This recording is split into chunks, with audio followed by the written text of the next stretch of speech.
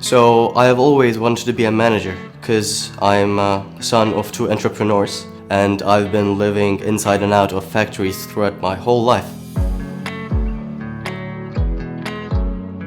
It's unique that it's industrial engineering and management.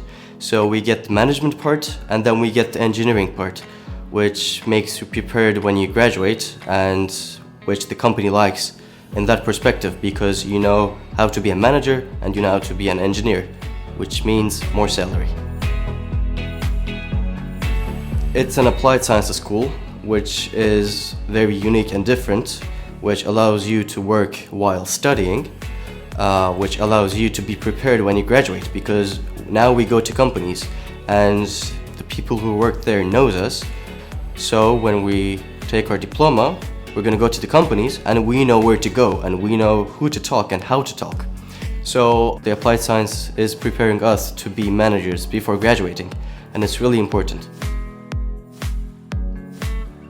We can be project managers, we can focus on asset management, we can focus on maintenance, we can focus on the bigger management systems such as CEO or the C names, the operational side and the technical side. So there are a lot of opportunities that we can become.